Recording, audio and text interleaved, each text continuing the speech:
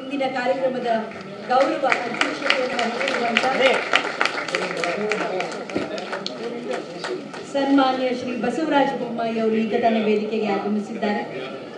ನಮ್ಮ ಇಂದಿನ ಕಾರ್ಯಕ್ರಮದ ಪ್ರಶಸ್ತಿ ಪ್ರದಾನ ಮತ್ತೆ ಅಧ್ಯಕ್ಷರು ಕೂಡ ಅವರು ವಹಿಸ್ತಾ ಇದ್ದಾರೆ.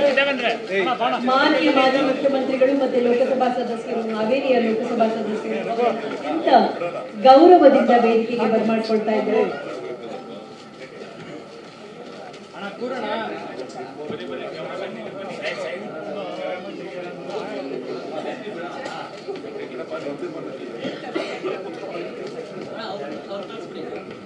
ಈ ಸಮಾರಂಭದ ಅಧ್ಯಕ್ಷತೆಯನ್ನು ವಹಿಸಿರುವ ಸನ್ಮಾನ್ಯ ಬಸವರಾಜ ಬೊಮ್ಮಾಯಿ ಅವರು ಈ ಸಮಾರಂಭಕ್ಕೆ ಬಂದಿದ್ದಾರೆ. ಅವರು ಬಹಳ ದೊಡ್ಡ ಅಧ್ಯಯನಶೀಲರು, ಪ್ರಜ್ಞಾವಂತ ರಾಜಕಾರಣಿ, ಸಮಾಜಮುಖಿ ಚಿಂತಕರು. ನಾನು ಆಗಲೇ ಹೇಳಿದಾಗೆ ನಮ್ಮ ಬಸವೇದಿಕೆಯ ಮಹಾಪೋಷಕರಾಗಿ ಶರಣ ಸಾಹಿತ್ಯವನ್ನು ಬಹಳಷ್ಟು ಪ್ರೋತ್ಸಾಹ ಮಾಡ್ತಾ ಬಂದಿದ್ದಾರೆ.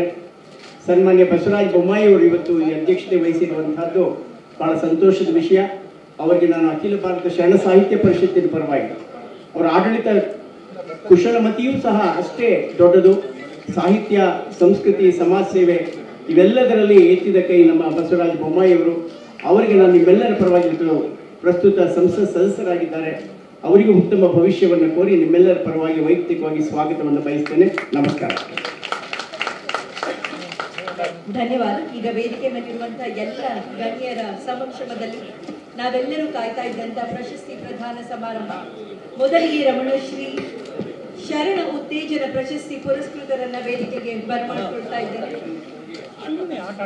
ಶರಣ ಉತ್ತೇಜನ ಪ್ರಶಸ್ತಿಯಲ್ಲಿ ಶರಣ ಸಾಹಿತ್ಯ ಸಂಶೋಧನೆ ಇದಕ್ಕಾಗಿ ಡಾಕ್ಟರ್ ಅಂದಯ್ಯ ಅರವಟ್ಟಿಗೆ ಮಠ ಗದಗ ಇವರನ್ನ ವೇದಿಕೆಗೆ ಬರಮಾಡಿಕೊಳ್ತಾ ಇದ್ದೇವೆ. ಹಾಗೆ ವಚನ ರಚನೆಯಲ್ಲಿ ಡಾಕ್ಟರ್ ಕಾತ್ಯಾಯನಿ ಜಿಬೆಟ್ಟು ಉಡುಪಿಯಿಂದ, ವಚನ ಸಂಗೀತದಲ್ಲಿ ಡಾಕ್ಟರ್ ರಂಜನಿ ವಾಸುದೇವ ಬೆಂಗಳೂರಿನಿಂದ, ಹಾಗೆ ಶ್ರೀಮತಿ ಬಡವಾಡಿ ಶಾರದಾ ರಾಯಚೂರಿನಿಂದ, ಭರತ್ ಅವರು ಶರಣ ಸಂಸ್ಕೃತಿ ಪ್ರಸಾರ ಸೇವಾ ಸಂಸ್ಥೆಯ ಪರವಾಗಿ ಶ್ರೀ ಎಚ್.ಎಲ್.